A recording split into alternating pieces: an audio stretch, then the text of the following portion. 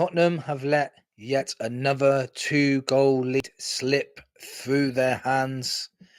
I wouldn't trust any of these players to walk my dog because they just can't hold on to a lead. Let me explain why Ange is not the sole reason for this loss today. Let's talk about the tactics first. No goals were conceded because of the high line. No goals were conceded from corners. In fact, we defended corners very well. We were first to most headers. Forster really, dominated his area. I agree. We were very open at times, especially after going 2-0 up. But what were you supposed to do after going 2-0 up after 10 minutes? Are we supposed to sit back for 85 to 90 minutes and just, defend for the rest of the game? We could have easily gone 3-4 up, but bad misses from Udogie and bad misses from Sonny really let Chelsea off the hook in that first 20 minutes. When we were on top, we didn't kill them off, and that was the problem. Chelsea were rattled. Before I get into the goals, I just want us all to ask ourselves one little question. If Spurs lost to Fulham and Bournemouth, both because of fatigue, then why were we so energetic and full of press against Chelsea in that first 20 minutes, half hour, even some parts of the second half? And not even in the first 10 minutes, we was like that against Bournemouth or Fulham. So there's no excuse for fatigue anymore because the energy levels we showed against Chelsea were completely different. Again, we looked like we're just getting up for the bigger games. Our relentless pressing was the reason why it led, especially in the first 10 minutes, was the reason why it's led to goals for us.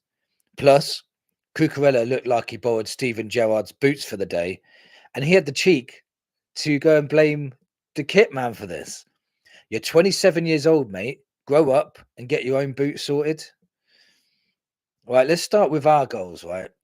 Because they were good goals, and I was thinking we was going to have another Manchester City performance after the first 10 minutes. Johnson's relentless press up front caused Cucurella to slip. He took full advantage, sprinted towards the goal, pinpoint for Johnson now. He is now on 12 goal contributions this season, 10 goals, 2 assists. Solanke has now got 5 Premier League goals and 2 assists. So it was all looking good. A few minutes later, more pressure from Johnson. And Porro linked up well with Kulusevski. Kulusevski cuts inside. He's going to cut it on his left foot, but normally he bends it around into the far corner. Tricked the goalkeeper completely, went into the other corner. The goalkeeper was flat-footed and it's nestled into the bottom corner.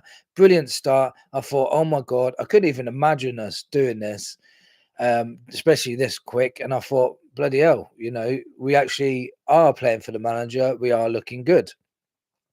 Ange Ball was working. Ange Ball looked good. This is where I think individual mistakes and very bad decision making was our downfall today. Sanchez was allowed to come in from the left, cut inside 2 or 3 players, all of which allowed him to go onto his right foot. Don't get me wrong, it was a brilliant finish outside the box. Great shot into the bottom corner, but that was very avoidable. You can say every goal is avoidable, but this goal was avoidable. Just make him cut in onto his left, and that wouldn't have happened. The second was an even poorer judgment by a player. Basuma just diving in the penalty area. You don't do that in the penalty area. Completely missed the ball. Clear penalty. No debate about it at all. No one even argued about it. It was a penalty. So that's bring us back to 2-2 with 2 silly goals to concede, really. Third goal we conceded, Cole Palmer weaving in and out of the box. He was inside the area. Nobody really wanted to bring him down because, we just gave away a penalty. So people were like heightened about that. He just played the ball across, a little deflection. So a bit lucky, really, but it went straight to Enzo Fernandez. Brilliant volley into the bottom corner. But again, this could have been avoidable because Porro half-heartedly tried to block it by turning his back. If he went full throttle into blocking that, I'm sure he could have blocked that. Fourth goal, another stupid shove. by a Tottenham player, this time by Sarr. Cole Palmer was in the area but going away from goal, and Sarr decides to shove him on the floor. Another clear penalty, another stupid decision made by the player, another individual error, which has cost us to go 4-2 down.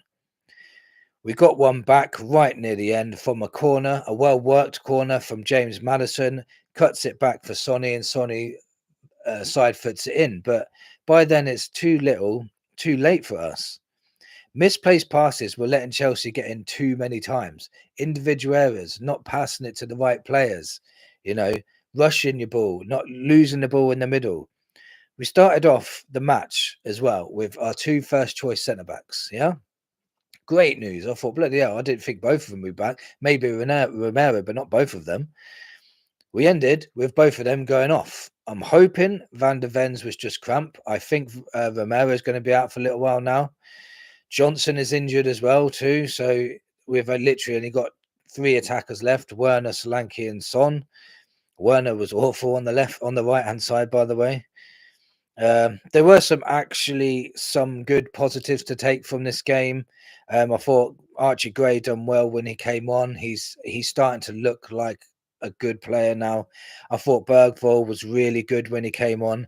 His passing range was quality. Some of the passing he was doing, I don't think he lost the ball once. I ain't checked the stats. He may have, but it didn't look to me like he ever lost the ball. He got the ball every time he found somebody with it.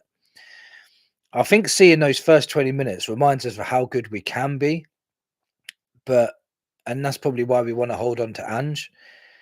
It's doing it for 90 minutes. That's probably an issue at the minute, but can you imagine if we played like that for 90 minutes, how draining and taxing it would be to play like that? But if we did, how many goals we would score? It'd be crazy. That's sort of what I'm holding on to. Some of the players just lack the quality on the ball consistently for 90 minutes. I think that's the problem. This Ange ball system is working very, very well when it's implemented well, but when you start giving the ball away, not putting away your chances, making rash decisions, making silly mistakes, Ange ball can get found out very, very quickly. It looks like the cups are going to be the only thing we can aim for this season. Let's pray we can achieve that goal. Top 4 is definitely out of the question. We're not going to be getting into the top 4 this season. We really need to just concentrate on these cup games. We need a trophy. It's the only thing we can really hope for this season. We're still in all the cups at the moment. But the whole point of this video is that the Tottenham players need to be held accountable for this match.